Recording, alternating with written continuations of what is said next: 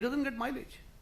So every time you stone throwers, getting the better of the security forces in the valley, they feel elated. So the more you try and show these things to the people, the more you are giving traction to these people.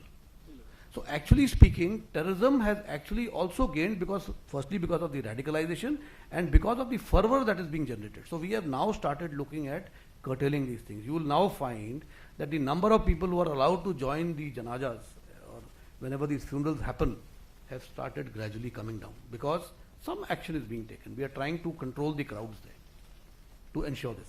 Now let me also tell you, in spite of the largest terrorists elimination having taken place in the last 4 months of last year, the number of people who have joined terrorist rank in the last 4 months, the graph has come down. I think this also needs to be studied. Why? People of Kashmir are beginning to realize the futility of this. They do understand that if you join terrorist ranks, you will finally get eliminated.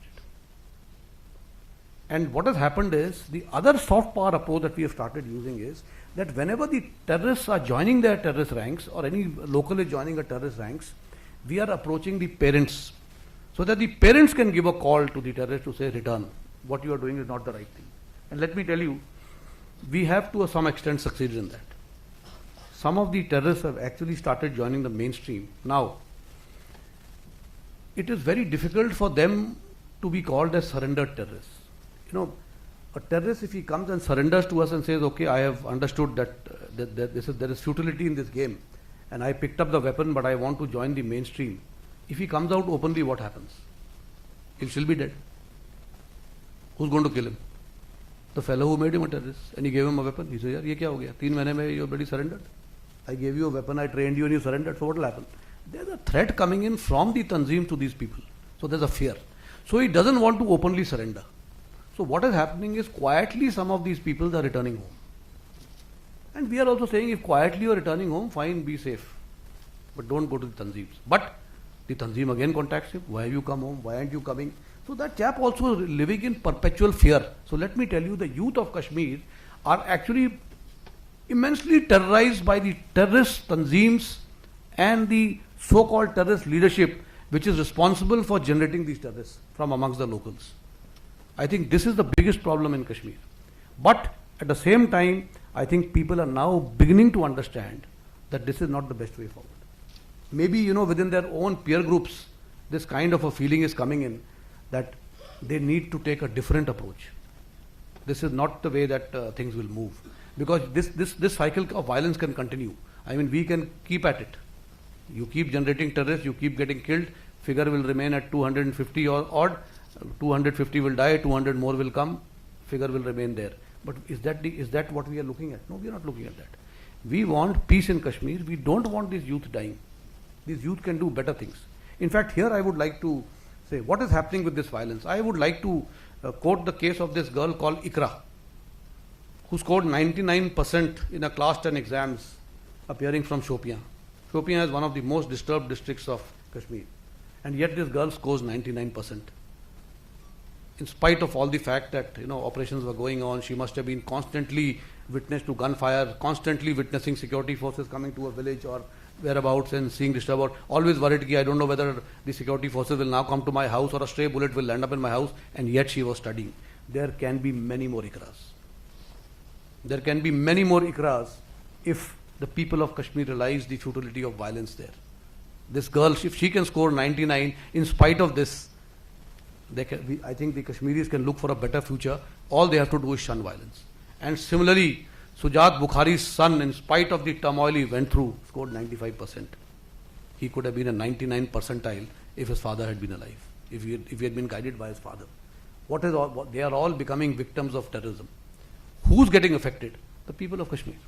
I think this is one message which needs to go down very clearly to the people of Kashmir, that the ultimate losers of what you are doing there is not the security forces, it's you.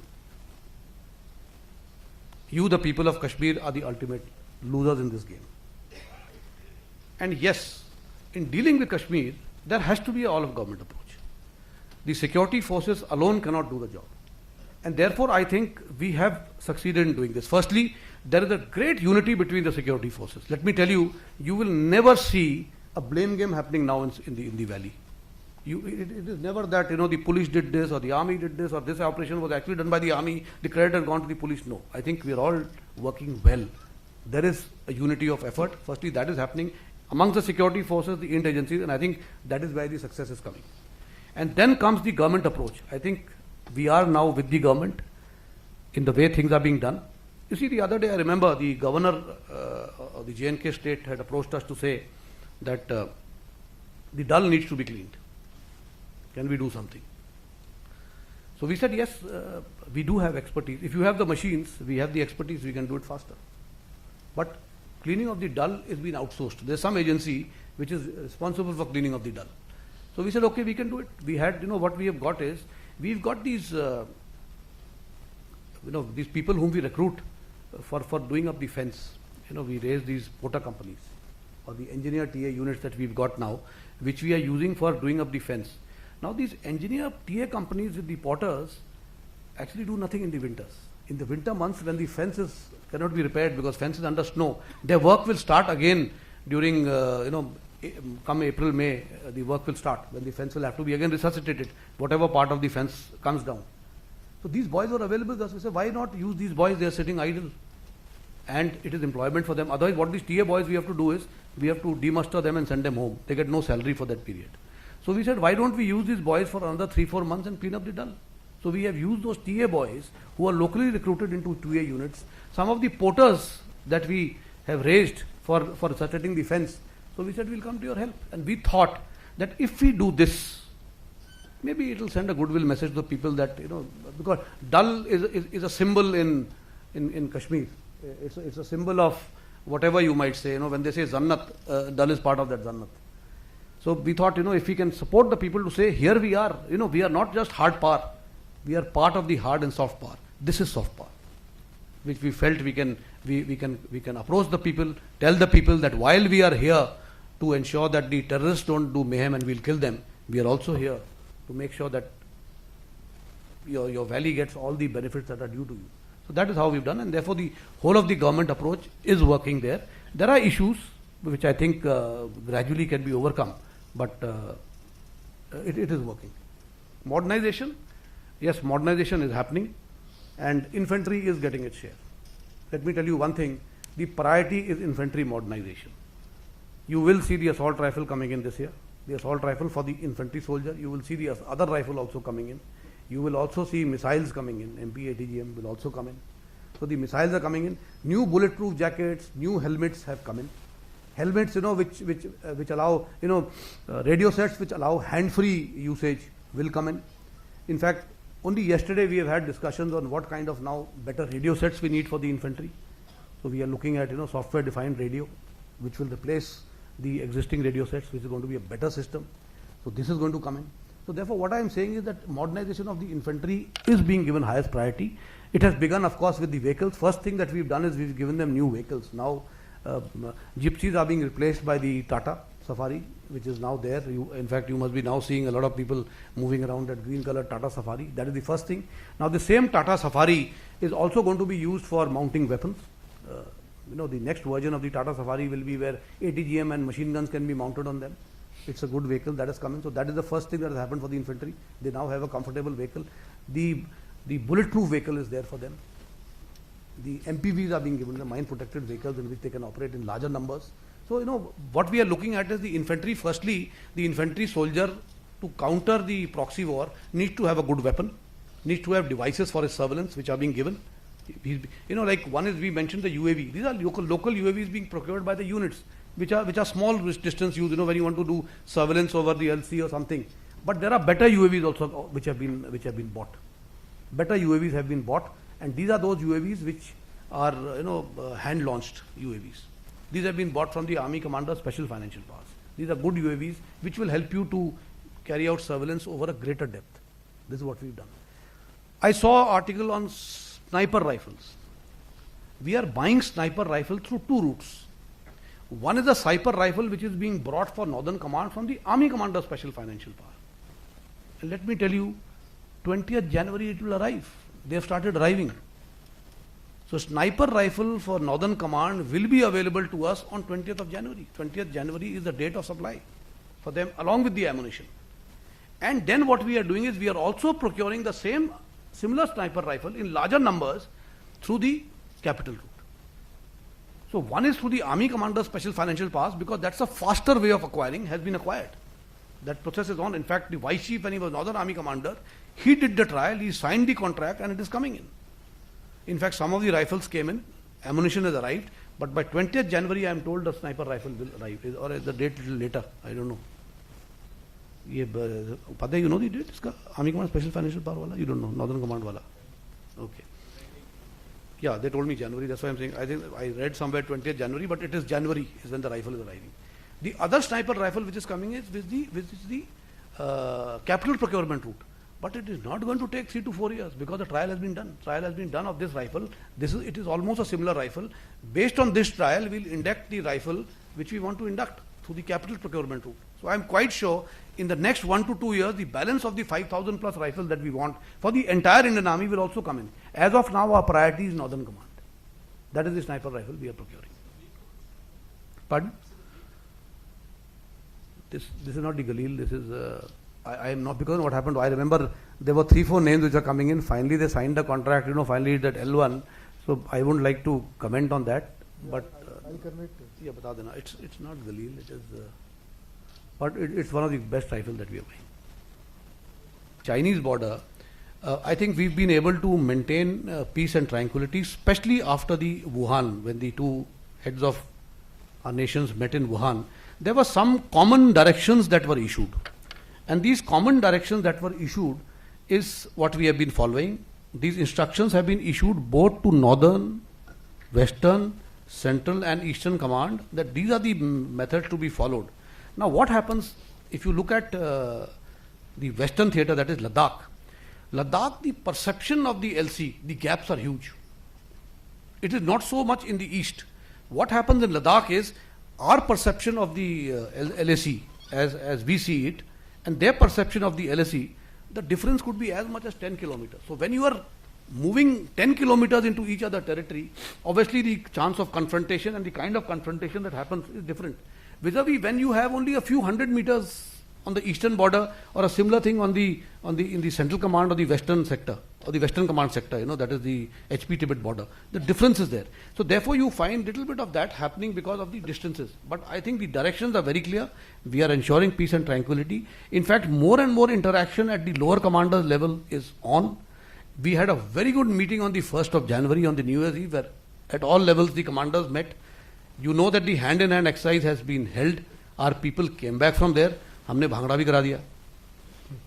ठीक है. So I mean, I would say that with the northern neighbor, we have been able to maintain the kind of peace and tranquility that we wish should happen, because we have to carry out our infrastructure development, we have to carry out other issues, and therefore I think peace and tranquility is what we want at this time. But otherwise, to say that there are different policies being followed from the east and west, no, it is not so. Even the Chinese and us, we are following the same policy, and the situation is the same. मैं बताऊंगा सबसे पहले जो है the wrap up initiatives. इसी 4 study order की गई हैं. ठीक है, 4 स्टडी सब कंप्लीट है. एंड ऑफ दिस मंथ ये सरकार के पास पहुंच जाएगी. इसमें जो है 4 स्टडीज में सबसे पहली तो है study of the restructuring of the army headquarters. It is not a very difficult study to get it through. इसमें हमने क्या किया है, कुछ वर्टिकल चेंज किए हैं, क्योंकि हमने देखा कि किस तरह से आर्मी हेडक्वार्टर फंक्शन कर रहा है. Over the years various organisations kept getting raised, and we kept attaching these organizations to various directorates. We felt time has now come to have a look at them and also start looking at the future. Organization is not for 2019. Organization plus look at 10-15 years from now. आगे क्या होने वाला है. It's not for कि आज कैसे करना है, या how do we get over the hump. It is आगे. So we have seen आगे क्या आने वाला है. आगे we have said non-contact warfare is going to play a very major role. Are we prepared for it? If not, how should the structure of non-contact warfare get incorporated in the army through the army headquarters? Because army headquarters has to take the lead, and only then it will go down. So with that, the restructuring has been ordered. We are quite confident this restructuring should come through in a faster time frame, and I think by about mid of this year we should start implementing the restructuring. Hopefully, whether the government will take this, they'll take some time to study. We'll have to make 1 or 2 presentations to them, and it should come through. The next issue is regarding the some HR management. We are actually doing a cadre review, but we know cadre review will take time, because cadre review to get through the government will take time, because it's going to have financial implications. But there are some things in the cadre review which may not have financial implications. So those issues we are moving separate to the government, and I think that also by mid of this year we should be able to start implementing. HR management issues. Jawans ka cadre review we have just got last year. We are now looking at officers cadre review, but the officers cadre review will take time. So some of the issues in the cadre review which will not have financial implications can be worked to separately. That is what we are looking at. Well, hopefully it will come through. Then of course is the color service of Jawans. What are we looking at? No, Jawan actually is retiring at 15 years. And he can earn his pension and go home. We felt that a Jawan must serve a little longer in the army. And so what we are doing initially is his recruitment period at least should not be counted towards pensionable service. At least that much more he should serve. Because immediately if you increase the service span of a Jawan, you'll have to stop recruitment, which is also not a good thing. You can't just stop. If I say, okay, Jawan will now retire at 20 years, which means for 5 years no recruitment. That is also not possible. We can't suddenly say recruitment stops. So, you need people to be, so this will have to be a gradual process. So, year by year, you'll have to keep jumping and saying, okay, where can we take the retirement age of a Jawan? Can we take it to 20 years like officers? I mean, he'll retire at 39, 40 instead of the present 36, 37 that he retires. And then he goes out. So, that is the third study. Final study is the integrated battle groups. Integrated battle groups, instead of just being implemented, are being test bed. War games are being held in the month of February on the integrated battle groups. May we'll be exercising them. And once we have exercised them, hopefully immediately thereafter, we will go to the government and take the sanction on the integrated battle groups. It's not that the entire army will become into battle groups. There are selective areas where we will have these battle groups with little different organizations. So these are the 4 studies. What I am trying to say is now time has come to consolidate these and focus on this. Like as I said, some more things have emerged. Like I told you, disability issues have emerged. There are people disabled, battle casualties, other casualties. Disparity between Jawans and other ranks. So these things have also cropped up. So these also will have to be addressed, but more important is these 4 studies which need to be now wrapped up and make sure that they reach some conclusion. The situation being politicized, this issue of politicization. Actually, today, the army is apolitical and is not expected to get politicized. But look at one issue. If there is something that affects internal security of the country, it may be by whatever means. And it's our charter, the charter of the security forces, to maintain stability within. Anything that affects internal security, if we get involved in that, it is saying that we are getting politicized. I don't understand that. That is something I have never been able to comprehend to say. That is something that impacts internal security, for which we are responsible, and therefore should not just keep a blind eye to that. Is an issue which we need to rethink and say whether that also is to be taken as politicized or not. Now there's a very fine dividing line between military affairs and politics. But there is a clear dividing line that says, okay, this is politics and this is military or security issues. But there are some areas which overlap. You have just said in Kashmir, whole of the government approach. Should I stay out of it? Should the security forces stay out of that whole of the government approach? Because then we say we are getting politicized. How am I going to meet the governor and the chief minister and say we need to work together on this? That also then should be taken as politicized.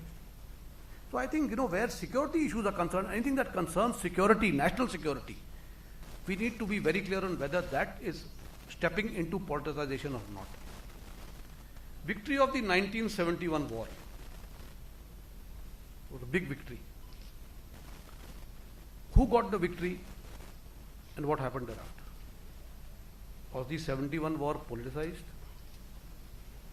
Well, it is everybody's issue.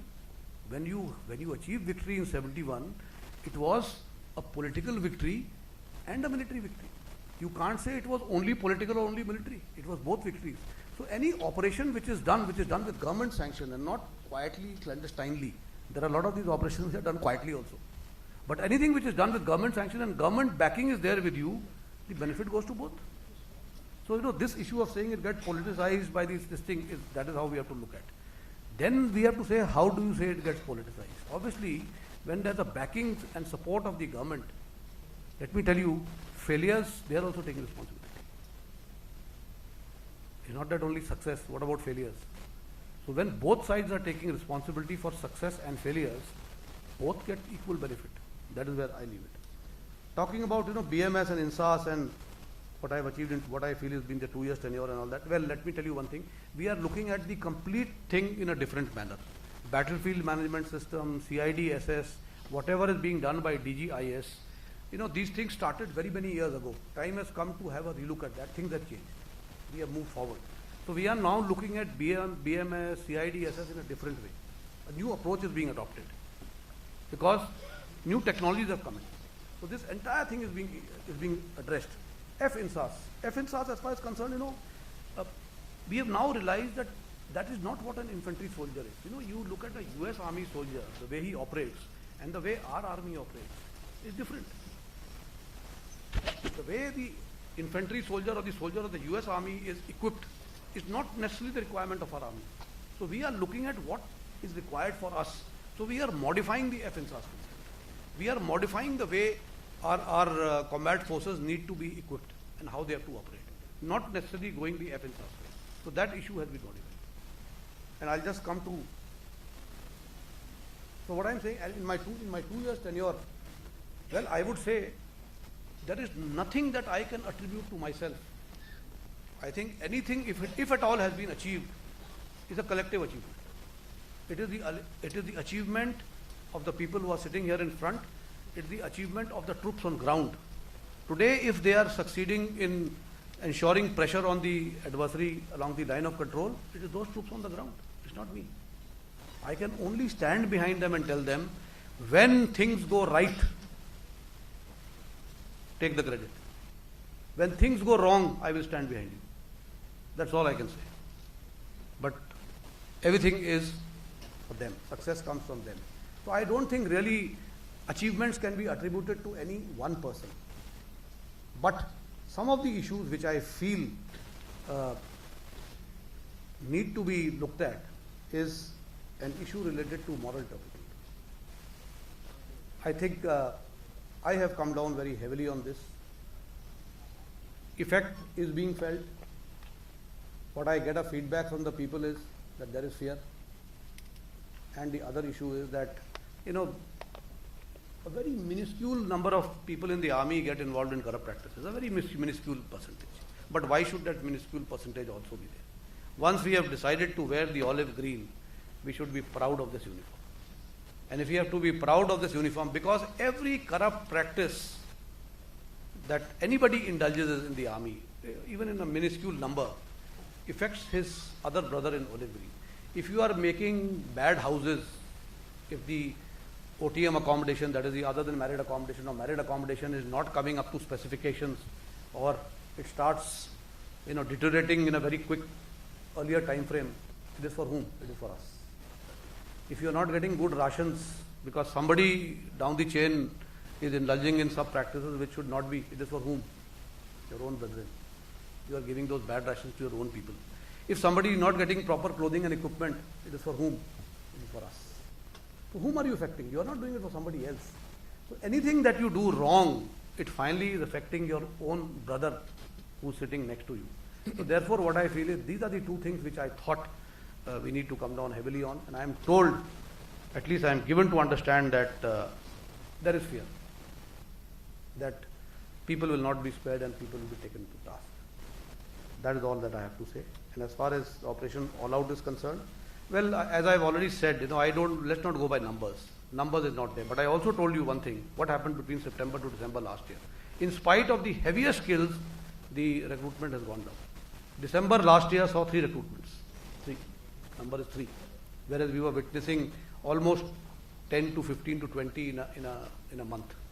But we saw in December 3, and from September onward the scale started coming down when the casualties were the highest. So I have a feeling that Kashmiri people have started realizing that this is not the best way forward. I think the coming months will now tell us whether we are right in our assessment and that is it leading to this and people are staying away, or I also fear that from the western border, a new strategy and a new tactics will emerge. They are not going to allow this to happen. If they find that recruitment from the locals is going down, they will attempt bigger infiltration. They will try and send people from across to keep the figures and the system boiling. We know there are approximately 300 terrorists waiting across the line of control. Today, of course, the snows have come in, but they are just waiting, and they will, I am quite sure, even in spite of the snow conditions, they will attempt infiltration. So we are remaining alert even here. Yeah. Now, as far as the Huda report is concerned, yes, we have seen the Huda report. I have seen the Huda report. In fact, he was consulting us. It is almost parallel to us, except for one or two issues which he felt very strongly, and that is some of the issues of TIization. You know, the way he has talked about TIization and the way we are looking at TIization. There are some issues on that. Otherwise, I think the report is very much aligned to our report, what he has submitted. And next you said? Oh yeah, let me tell you one thing. We have started having discussions with the Air Force on this to tell them, you know, because we are trying to tell them that as to how future battles will be fought and how, what is the threat and what is going to happen. Because if you are going to use the Apache, it will finally have to come in our support. You will finally give it to us only for our support. As I said, it is required for the mechanized formations. So whether you operate it or we operate it, we can take a call. That is it. I think there is some kind of understanding that is coming in. But then they say, what about something that is going to counter the adversary helicopter? So we said, for that also we have a system. So we can look at that. They also have, we also have. Number 26, Ashish. Yeah, talking about what has been the Pakistan's status after change of government. Vocally, yes, a lot of change. They talk of peace. On the ground, at least on the LC, we don't see it. In the hinterland, we don't see it. You still see the way terrorism is, you know, they are trying to boost terrorism, and all these the radicalized messages and all those WhatsApp messages that keep coming, they haven't dwindled. So that is continuing. They have got future plans. So vocally, yes, I would say yes. Vocally, things have improved. Practically, we are yet to see results on ground. Talking about jointness. Jointness is moving well. Let me tell you, while we may not have yet got the CDS, but there are some issues on which jointness have happened. We've got the Special Operations Division, which is now being raised, where the Special Operations Forces, to begin with, will start operating in a joint manner, to begin with, till we take it further. Cyber and space is also likely by this year. It will happen. And now we are also looking at jointness happening at a various headquarters level. You know, what we are doing is we have sent a proposal to the ministry where staffing, there will be cross-staffing happening between various headquarters of the Army, Navy and Air Force. So to that extent, I think jointness thing is moving well. And whether the top thing comes is wherever, I think, because what is being thought of is that let jointness take a bottoms-up approach rather than top-down approach. So if we are able to prove to the government that yes, jointness is working, maybe then they'll look at the top-down approach also. So I think it has to move from both ways. So to that extent, yes, it is moving. जो आपने बोला कि सेना में महिला police, मैं कहूँगा 90% काम हो गया है. मैं काफ़ी कॉन्फिडेंट हूँ कि इस साल में कार्रवाई शुरू हो जाएगी. महिला सेना पुलिस की कार्रवाई इस साल शुरू हो जाएगी. एजी can I make this because I think बोल दिया गया, आ गया तो ऑलमोस्ट देयर. मिडिल ईयर में वही मैं कह रहा हूँ, हो जाएगा, आ गया almost there. Make in India का जो सवाल है, I would say we have had hiccups, लेकिन इसमें कुछ हद तक हरकत हुई है मेक इन इंडिया में. आप देखिए, बड़ी बड़ी गन्स अब हिंदुस्तान में बन रही हैं. आप देखेंगे अभी इनफैक्ट एक गन जो अभी हमने अक्वायर करी है, एक तो खैर हमने ULH अमेरिका से ली है, लेकिन दूसरी गन आई है, धनुष आ गई है आर्टिलरी की, दूसरी गन्स भी आ रही हैं. मेक इन इंडिया मिसाइल्स की तरफ चल रहा है. हमारी मिसाइल टेक्नोलॉजी अच्छी है, तो मेक इन इंडिया मिसाइल्स में ठीक चल रहा है, ये इस तरह से मूव कर रहा है. बाकी जगह जो हमारे को मेक इन इंडिया करना है, हमारे को बेसिकली जो है वो टेक्नोलॉजी देखनी है कि टेक्नोलॉजी को कैसे हम इम्बाइब करें और किस तरह से इसको प्रोग्रेस करेंगे. अभी हमने दो चीज़ किया है मेक इन इंडिया में. मेक 1 मेक 2 चल रहा है. मेक 1 में क्या है कि हम सपोर्ट करेंगे आपको. तो इनफैक्ट हमारा कल एक सेमिनार हो रहा है जिसमें हम इस चीज़ को देखेंगे कि भाई कितना आगे प्रोग्रेस हुआ है मेक इन इंडिया में, क्योंकि इनोवेशन जो आ रहे हैं इसको मेक इन इंडिया में ही होने हैं. और इसमें कई चीज़ें जो MSME में हो रही हैं। आप ये भी देखिए कि कई चीज़ें ऑर्डिनेंस फैक्ट्री से भी बाहर निकल गई हैं, ये सब इंडस्ट्री को जा रही हैं मेक इन इंडिया के जरिए। तो ये हो रहा है। और जैसे मैंने अभी को बताया, एक सॉफ्टवेयर डिफाइंड रेडियो हम देख रहे हैं कि जो रेडियोज है हमारे कम्युनिकेशन सिस्टम्स पूरे तीनों सेनाओं के, ये मेक इन इंडिया होने चाहिए। तो पूरे कम्युनिकेशन सिस्टम जो है वो मेक इन इंडिया में होंगे। इसके लिए भी काफ़ी हद तक तरक्की हुई है। तो आई वुड से कि make in India, yes, more impetus has to be given. Corridors जो बनने हैं, कॉरिडोर्स में कार्रवाई होनी चाहिए।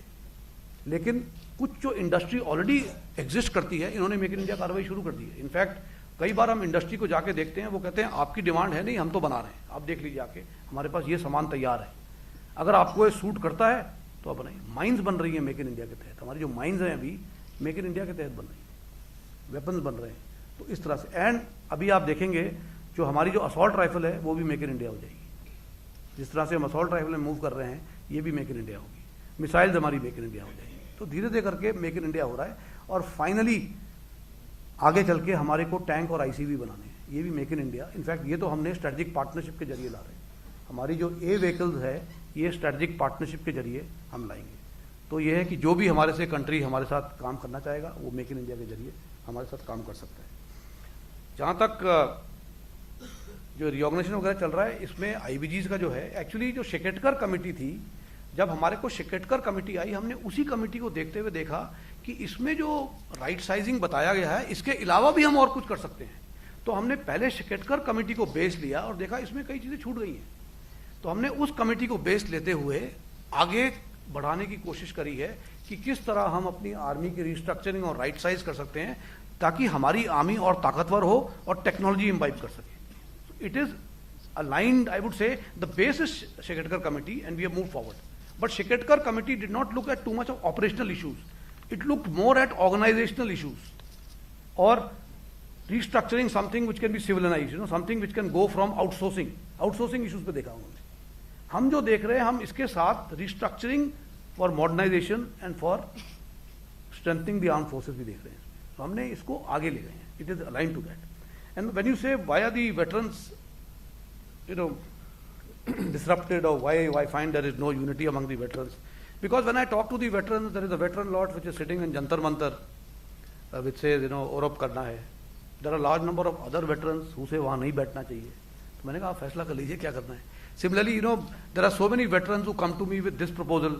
दूसरे वेटरन कोई और प्रपोजल लेके आते हैं, तो मैं कहता हूँ कौन सा प्रपोजल इंप्लीमेंट करें, आप पहले एक साथ क्या आ सकते हैं. तो इसमें लेट मी टेल यू, रक्षा मंत्री ने पहल करी. रक्षा मंत्री ने बोला है अगर इस तरह चल रहा है, you get me the veterans जिनसे मुझे बात करनी चाहिए, उनकी रिक्वायरमेंट क्या है. बट मैंने बोला, हमने ये बोला है आप उन वेटरन से बात कीजिए जो रिकॉग्नाइज्ड है. अभी क्या हो गया है, कई सारी हमारी वेटरन्स की संस्थाएं हैं जिन्होंने अपने को रजिस्टर करा लिया स्टेट गवर्नमेंट के साथ, but they are not necessarily veteran community. ये अपने अपने तौर पे अपने को वेटरन्स सोसाइटी बोलते हैं. They have got themselves registered locally. सरकार द्वारा मान्यता प्राप्त जो वेटरन सोसाइटी है वो है इंडियन एक्स सर्विसमैन लीग और एक एयरफोर्स और नेवी की. इंडियन एक्स सर्विसमैन लीग के अभी जो प्रेसिडेंट हैं वो ब्रिगेडियर करतार सिंह. तो हमने क्या बोला है कि they should all be united under the Indian ex serviceman league. Even अगर आपकी छोटी छोटी संस्थाएं हैं, आपको एक साथ मिलना पड़ेगा. मैं मिला था अभी इन सबसे, कोई अबाउट 2 महीने पहले मैं इन सब संस्थाओं से मिला था. लेकिन मैंने बोला अगर आपके हर एक के रिक्वायरमेंट्स अलग अलग हैं, we can never go this way, because हर एक आदमी अपनी स्टेट वाइज रिक्वायरमेंट देख रहा है. आई सेड हमने अगर वेटरन्स को देखना है तो हम स्टेट वाइज नहीं देख सकते, हमको as a veteran community as one देखना है. We are a very sizeable force which can matter, and इसलिए it is better that you are unified and united. ये मेरा मतलब था कहने का. Don't start looking at your state wise things. अभी क्या होता है, one veteran community comes and tells me कि सर हमारी स्टेट ने क्या कर दिया है, एक्स सर्विसमैन के लिए जो हाउस का जो रजिस्ट्रेशन होता है वो माफ कर दिया. दूसरा बोलता है सर मेरी स्टेट में उसने 50% कर दिया. तीसरा बोलता है मेरी स्टेट में तो किया ही नहीं. Now this is a state government issue. अगर इसको लेना है तो it will have to be taken by the one agency. अब क्यों कहीं 50% हो गया, कहीं 25% हो गया, कहीं 30% हो गया, has to be taken out as one. What is the requirement. Now आप 3 करोड़ का घर बनाइए और फिर बोलिए मुझे ना ड्यूटी माफ कर दो. I mean is it valid.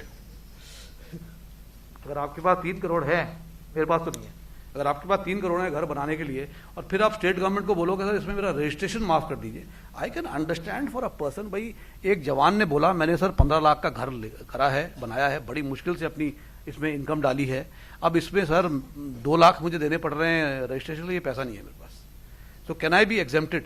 I do feel that is a case worth taking with the government. लेकिन अगर मैं बोलूँ कि मैंने बंगलो बनाया है 3 करोड़ का, इस पर आप रजिस्ट्रेशन माफ कर दीजिए, 10 लाख नहीं है मेरे पास, तो 2,90,000 का 2 करोड़ 90 का घर बना लेता, 10 लाख छोड़ देते रजिस्ट्रेशन के लिए। So what I am saying is, I think, therefore what I am saying is the approach also has to be pragmatic, realistic. Let's go in for realistic approach, realistic thinking. That is what I look at. Let's not go for something to say, I do agree that servicemen give a lot to the nation. I mean, they give their life for the country. But to say that because of that, everything for me and mine, I think, इस पे थोड़ा हमारे को ध्यान देना पड़ेगा। जवानों की फिक्र मुझे ज्यादा है। There are officers who are not well to do, उनको भी फिक्र है। There are some officers who are living literally in 20 lakh houses, 20 lakh के 2 रूम या 1 रूम के फ्लैट में, that is all they could afford. He doesn't have 5 more lakhs.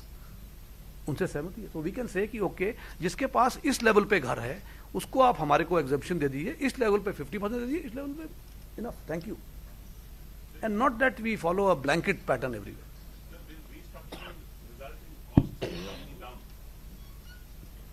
Yes, some manpower is being saved because of restructuring, and why it is being saved is because of 2 reasons. One is some of the issues are being outsourced. Today what has happened is a lot of logistics can be outsourced by us. I just tell you, for example, आजकल हम गाड़ियाँ क्या use करते हैं, हमारे पास मारुति की गाड़ियाँ हैं, टाटा की गाड़ियाँ हैं, ये सब गाड़ियाँ हैं हमारे पास, लेकिन हमारे पास वर्कशॉप्स हैं जो हमारी गाड़ियों की सर्विसिंग करते हैं. This can be service, they can be outsource and service. For example अभी हमने टाटा स्टॉर्म लिया है, Tata storm will be outsource. आजकल हर जगह टाटा की सर्विसिंग सेंटर्स हैं.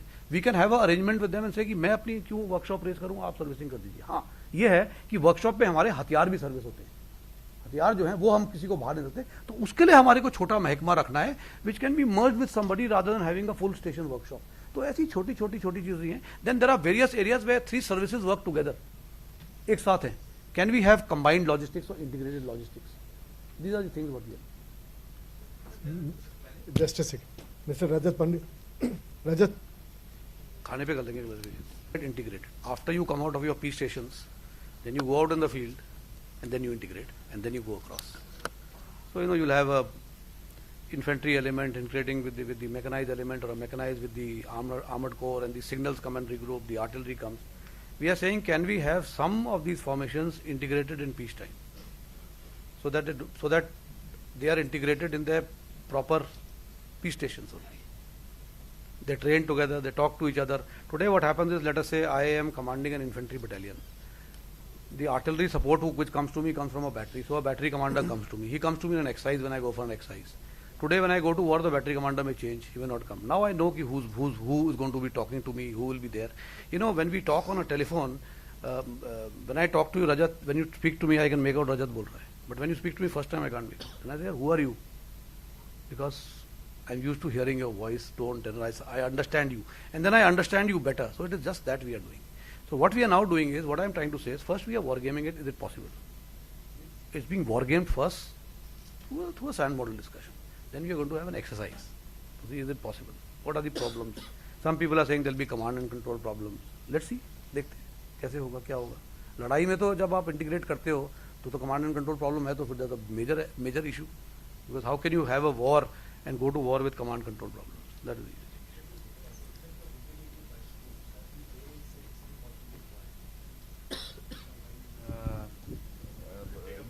the proactive war strategy and all, they were centered around the T-90S tanks.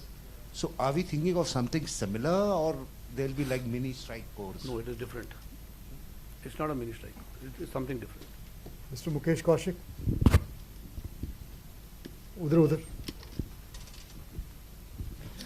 Sir, Mukesh Kaushik from Dainik Bhaskar, this side. I'm sorry. Sir, recently we were told by Chairman Chiefs of Staff. See, talking about 377 and other issues, well, let me tell you one thing. The army is a family. We have always treated the army as a family. And a lot of our soldiers who are serving on the borders leave their family behind in what we call FAFA accommodation, field area family accommodation, whether it's in Pune, in Delhi or Bombay, wherever, whatever they choose, or they leave them behind at their parents' homes. When these families live there, there is somebody deputed to look after those families from the local unit. The local station deputes some people to look after the families. Gentlemen, God help, that officer or Jawan who's sitting on the border cannot be worried about whether his family is being cared for or what is happening to his family.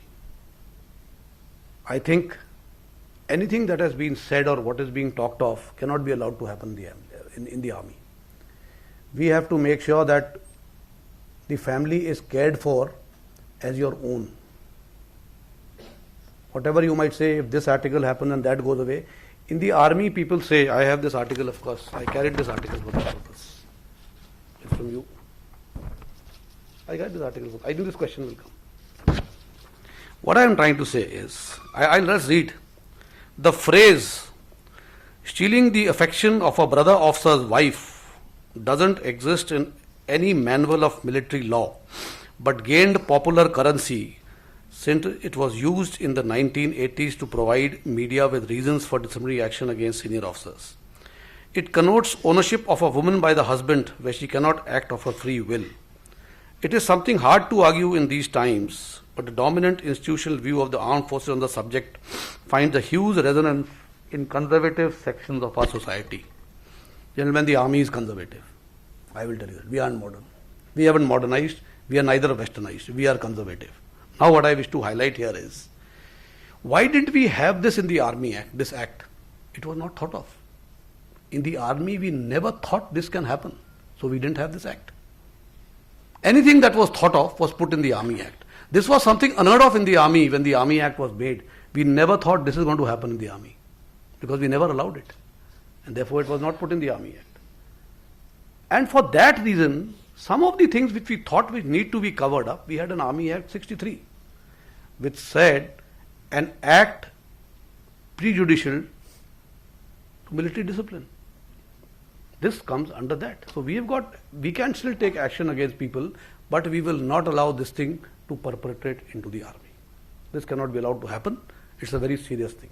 As I said, a soldier sitting on the front, on the border, cannot be worried. He has to be reasonably assured that his family is being cared for and that they will face no problem.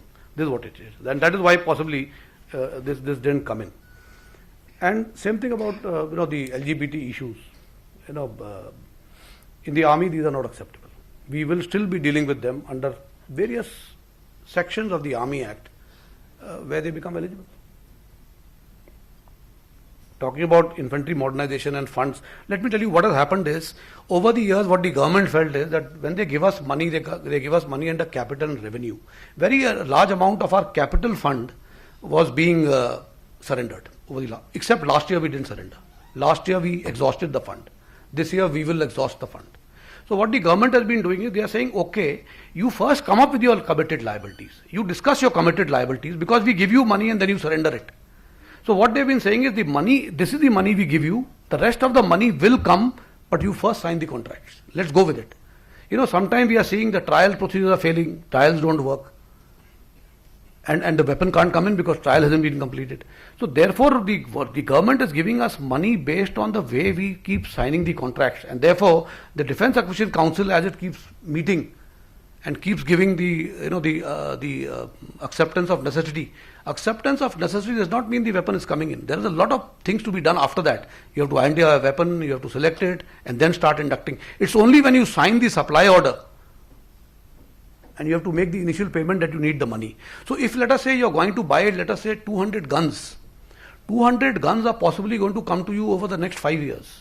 So if for 200 guns you have to pay 6,000 crores, it's not that 6,000 crores you need today.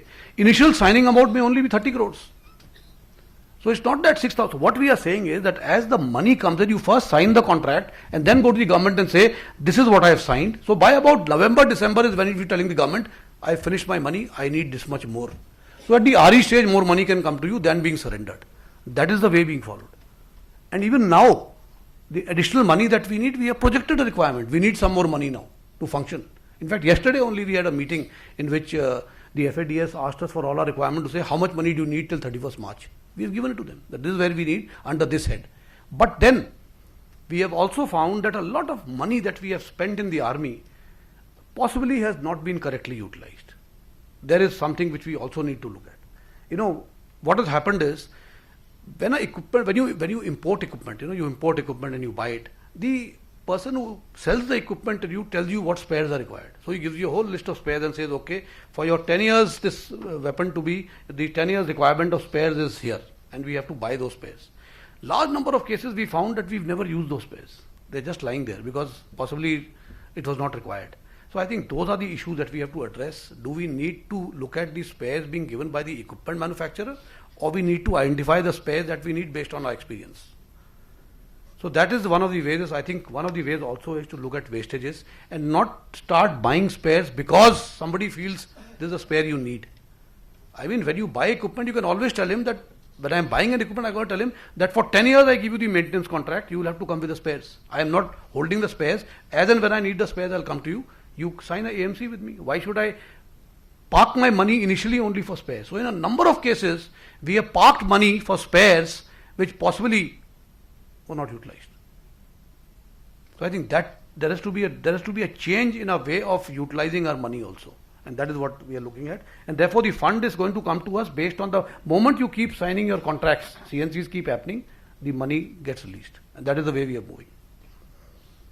And that is exactly what the VCO has said, that we don't have the money. Yes, we didn't have the money that time. That time what he was trying to highlight was, he said we don't have money, he says because some amount of equipment has become obsolescent. Obsolescence doesn't happen in 1 year. It is over the years the obsolescence had happened because new weapons and equipment were not being procured. But he mentioned something else also. I think only that first part of his statement has been taken. What he said is, now things are moving and under my powers I am buying things. So a lot of contracts were signed earlier when I was the vice chief, and then he took over as vice chief. A lot of contracts have been signed. But all that thing is not coming in today. Like we've signed a lot of contracts for our 10I of ammunition, some of which is coming as late as 31st of March this year. And 31st of March we'll have to pay. Some will come on 30th of June 2019. Is that the date we'll have to pay? So that's the way it has to. It is not required. Some of it is not required in this financial year. Some of it will go into the next financial year. So that is how we are looking at. And I think in fact, yesterday I was in I think that was the Chatham House rule, so I can't talk because that was a closed house meeting in the Raisina dialogue. But what I'm trying to say is, yes, we need more defense budget. Is all that I'm. And talking about the L-70, yes, we've had some accidents with L-70 because we found that, there are two issues in L-70. One is whether the ammunition was defective or whether our loading procedures were defective. Finally we found that yes, there was a defect in the ammunition. So we've told them that this cannot be allowed to happen, and this ammunition has been segregated. So the new ammunition is being made and given to us. We've had this problem mainly with the L-70 ammunition. No other weapon has had. We had something with the artillery ammunition, but that was in small numbers, and we had a very major thing with the mines once in Pulgaon, which you saw. That happened. So for that, now the replacements are coming in. In fact, we are also going in for a new mine, both the bar and the anti-tank mine, which is coming through the DRDO with the private sector. Arushi and Vaibhav and Vishal. Mr. Abhishek Bhalla.